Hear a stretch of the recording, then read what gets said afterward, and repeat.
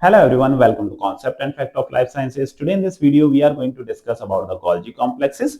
Golgi complexes, like the endoplasmic reticulum, are the single membrane bound cell organelle. Like endoplasmic reticulum, the Golgi complex are composed of three things which are flattened plated structures: cisternes, tubules, and vesicles. Now these Golgi complexes, they are also known as middlemen of the cell. Why? Because they remain present between the plasma membrane and the endoplasmic reticulum. That's why they are known as middlemen of the cell. It is the only cell organelle which have definite polarity. Its cis phase, it remains present towards the endoplasmic reticulum, while the trans phase, it always remains present toward the plasma membrane. That's why it is the only cell organelle with a definite polarity. In case of plants, the dictyosomes are present. In other words, we can say the plant's Golgi complexes are known as dictyosomes. Now, these dictyosomes, they appears in isolated stacks, while the Golgi complexes, they remain present in the form of aggregated stacks. Now, they remain distributed throughout the cytoplasm, and each of these stacks, they functions independently and are mainly involved in the synthesization of cell wall component, and more precisely the non-cellulosic cell wall component synthesization like hemicellulose and pectin, जिसके बारे में आगे अपन बात करेंगे. In case of dictyosomes, the tubules, they are lesser developed. Now, if we talk about the classification, or we can say the structure of Golgi complex on the basis of their function, then we have three parts. One is known as cis Golgi network, second is median Golgi network, and third one is the trans Golgi network. Now, the cis Golgi network, it remains present towards the cis phase of the Golgi complex, and the major function of cis Golgi network is to receive the COP2 second coated vesicles from endoplasmic reticulum, we can say.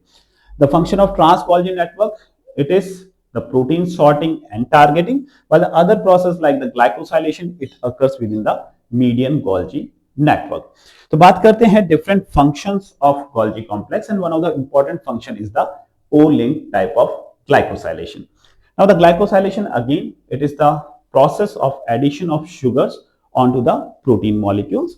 Now the glycosylation, it is generally are of two types. One is known as O-link glycosylation that occurs within the Golgi, while the other is known as the N-link glycosylation that occurs within the rough endoplasmic reticulum, जिसके बारे में अपन ने बात की थी. In case of the N-link glycosylation, there is a requirement of a consensus sequence, that is asparagine, X, serine, and threonine, and the sugars, they are added onto the asparagine amino acid in the form of oligosaccharide. While in case of the O-link glycosylation, there is no requirement of such consensus sequences like asparagine, X, serine, threonine. The sugars are directly attached to the OH group of serine or the threonine amino acid. And again, there is a sequential addition of sugar. The sugars are added in the form of monomers, not in the form of oligosaccharides. In case of the N-link glycosylation, जहां अपन ने देखा था, there was a lipid which is known as dolicol remain present onto the membrane of endoplasmic reticulum, on which there is a synthesization of a 14 monomeric unit oligosaccharide. Then there is a transfer of this oligosaccharide onto the asparagine amino acid. So there is an addition of sugar in the form of oligosaccharide. But in case of the O-link glycosylation, there is a sequential addition, that is addition of sugar in the form of monomers. Next thing, it occurs during the translation, means the secretory protein, it synthesizes within the lumen of endoplasmic reticulum, and during the process of translation, the N-link glycosylation can occur.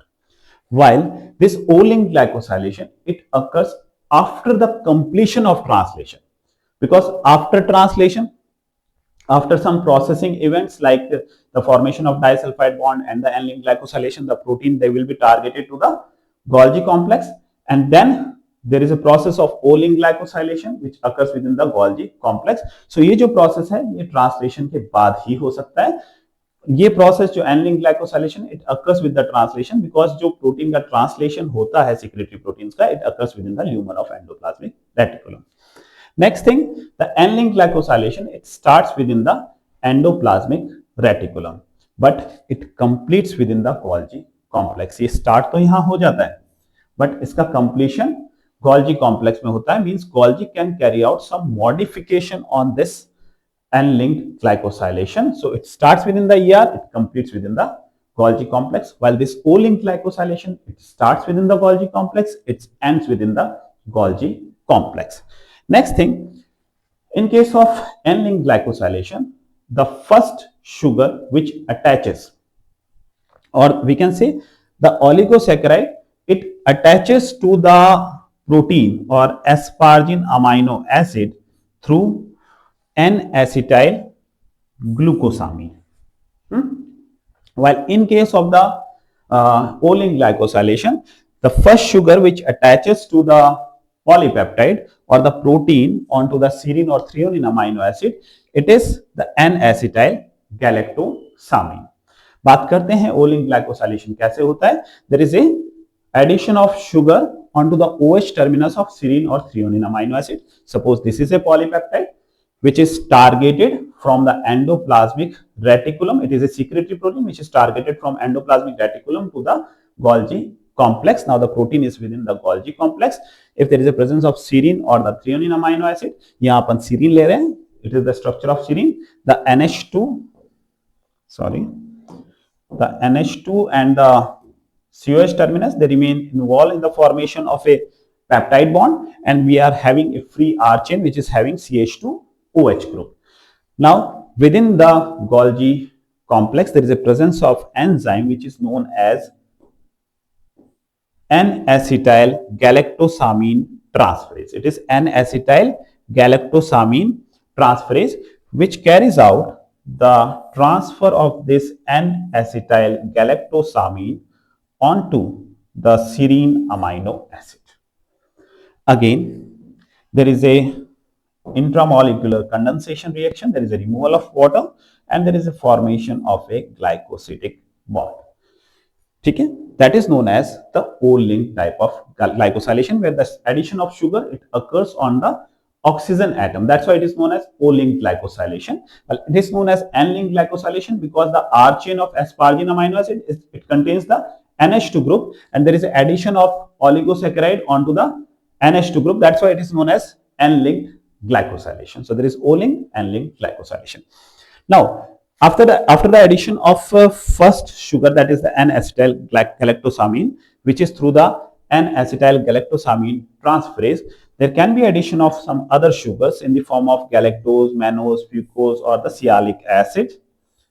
Now, the addition of these sugars onto the polypeptide, it takes place through the specific type of enzyme which are specific to the particular type of sugars. Okay?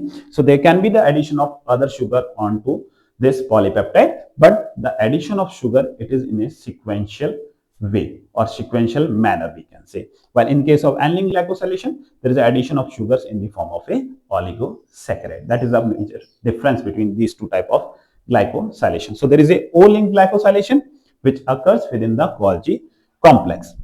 Next thing is the processing of N-linked glycosylation.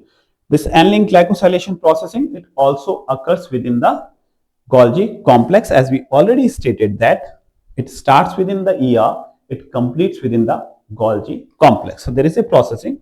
So the N-linked glycosylation, it starts within the endoplasmic reticulum or the rough endoplasmic reticulum. Golgi doesn't initiate the N-linked glycosylation. N-linked glycosylation को Golgi complex में initiate नहीं किया जा सकता है, but the Golgi complex can modify the N-linked oligosaccharide by trimming them. So there can be the modification of N-linked glycosylation which occurs within the Golgi complex. Next is the lipid synthesis. As we already stated that there are two major types of lipids, membrane lipids, which are glycerol phospholipids, and the synthesis of these glycerol phospholipids, it occurs within the smooth endoplasmic reticulum. Another type of phospholipids in the membrane, these are the sphingosine derivatives or the sphingolipids, where the framework alcohol is sphingosine. Now the sphingolipids, they synthesizes within the Golgi complexes.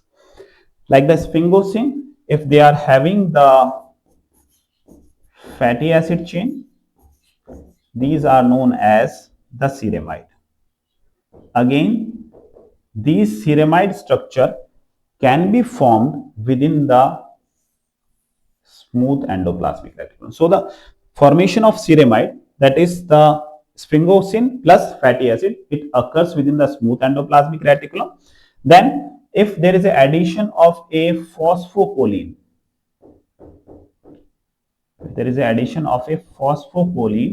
on this ceramide, then it is known as sphingomyelin.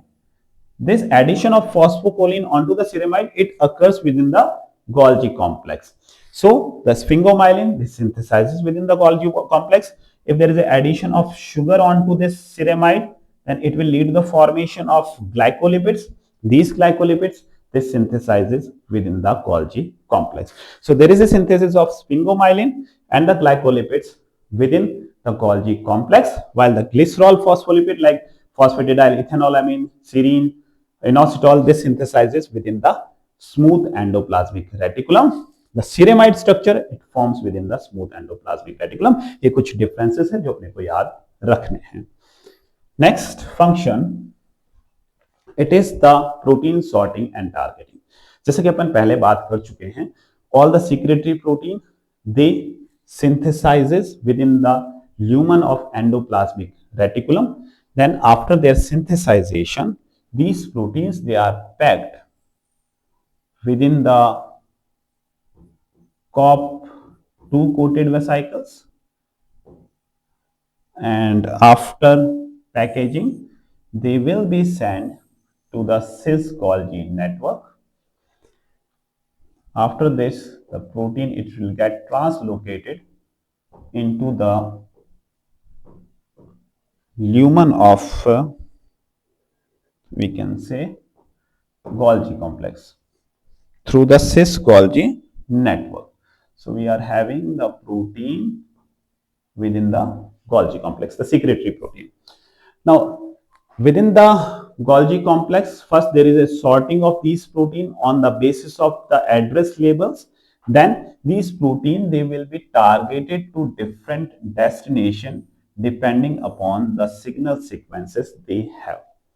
Suppose if this protein, it contains the signal sequences in the form of KDEL, that is lysine, aspartic acid, glutamic acid, and the leucine, then it will be again packed within the vesicle derived from the Golgi complex. It is known as COP1 coated vesicles, and this protein, it will be targeted back to the endoplasmic reticulum. So even जो protein endoplasmic reticulum में काम करना था, वो भी पहले कहां भेजा गया? गोल्जी बॉडी में भेजा गया, because it is the major organelle for the targeting and sorting of secretory protein. Then if this contains the KDL, it will be sent back to the endoplasmic reticulum, because this protein have to function within the endoplasmic reticulum. Similarly, if the protein contains the Mannose-6-Phosphate, then they will be targeted to the lysosomes. If they contains the signal sequences in the form of TMD, transmembrane domain, or signal associated sequences, then they will be targeted to the plasma membrane. So we can say that this Golgi complex, it will act like a post office. Likewise, in post office, we receive the letters having different address tags. Similarly, this Golgi complex, it receives the protein having different signal tags, and on the basis of the signal tags, it will translocate the protein to the different destination. जैसा कि post office में भी अलग अलग tags के letter को पहले अलग अलग ग्रुप्स में बांटा जाता है, सॉर्ट किया जाता है, then they will be targeted or delivered by the different postmen. Similarly, on the basis of signal sequences, the Golgi, it translocate the protein to the different destination. That's why it will act like a post office. So we can say that the Golgi complex, it is involved in the process of protein sorting and targeting of secretory proteins. Next function, it is the Mannose-6-Phosphate tagging. Now this Mannose-6-Phosphate tagging, जैसा कि अभी अपन ने just बात की कि if the protein that contains the tag of Mannose-6-Phosphate, the protein will be targeted to the lysosome. So this targeting is done to translocate the protein into the lysosome. This tagging, it occurs within the Golgi network. This type of tags, it is generally added to the lysosomal enzymes. Enzymes, they are proteins. So the lysosomal proteins या enzymes जो synthesize हुए हैं through the secretory pathway, then they comes to the Golgi complex. Then within the Golgi, there is a addition of tag which is known as Mannose-6-Phosphate. So the Golgi recognize that this protein have to function within the lysosome. Then we have to add the Mannose-6-Phosphate onto it. So added to the lysosomal enzyme that is known as the acid hydrolysis, because जो environment होता है lysosomes का, आगे अपन बात करेंगे जब structure की बात करेंगे lysosome की, it is acidic. That's why the enzymes, they are known as acid hydrolases. Now this tag, that is Mannose-6-Phosphate, it is generally added onto the N-linked glycoproteins, है ना? It's generally added to the proteins which already have N-linked type of glycosylation. मतलब जहाँ पे पहले से ही जो N-linked glycosylation है वो हो रखा है, उसी के ऊपर ऐड किया जाता है क्या? Mannose-6-Phosphate. It is simply the process जहां अपन ने ये कहा था कि it can modify the oligosaccharide by trimming. तो ये same process, the N-linked glycosylation, it starts within the ER, it completes within the Golgi body. यही प्रोसेस अपन को यहाँ देखने को मिलता है. Likewise, the Mannose-6-Phosphate tag, it is added onto the N-linked glycoproteins, onto the asparagine residue. किस तरीके से होता है बात करने की कोशिश करते हैं. Suppose we are having a polypeptide chain having a consensus sequences asparagine X serine threonine, and onto this asparagine amino acid there is a N-linked glycosylation. There is addition of a oligosaccharide 14 monomeric unit which includes 2 N-acetyl glucosamine, 9 mannose and 3 glucose residues. ये अभी कहां present है? It is within the lumen of endoplasmic reticulum. ये अभी यहां present है. It is within the lumen. इसको थोड़ा सा इधर ले लेते हैं अपन.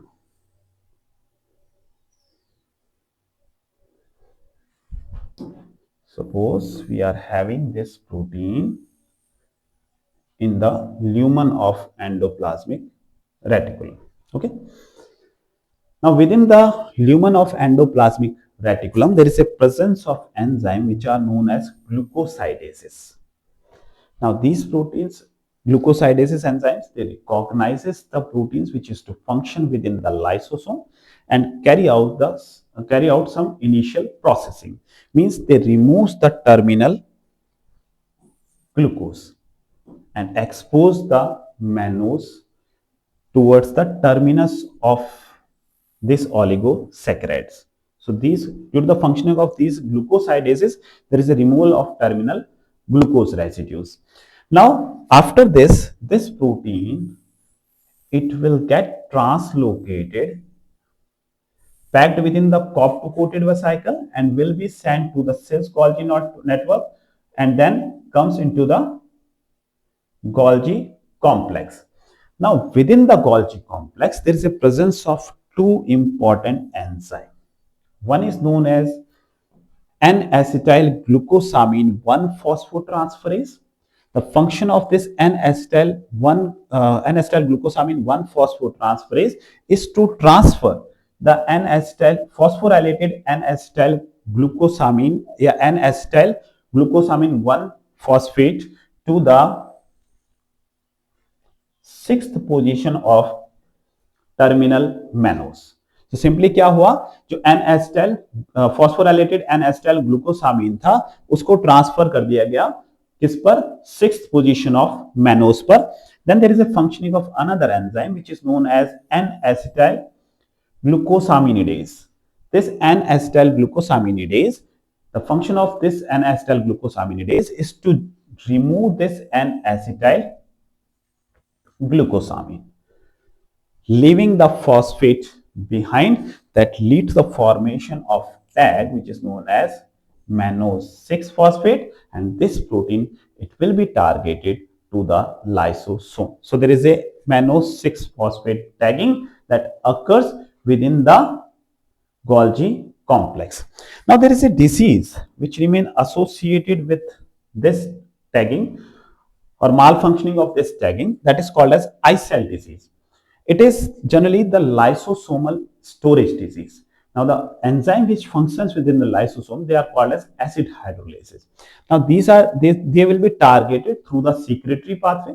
If there is a malfunctioning of these enzymes, which are the glucose, we can say galnac 1 phosphotransferase or the N-acetyl glucosaminidase. If there is a malfunctioning of these enzyme, that is N-acetyl glucosamine 1 transferase or the N-acetyl glucosaminidase, then this protein, it will not be targeted, it will not get targeted into the lysosome, and there is a disease of lysosome which is called as eye cell disease.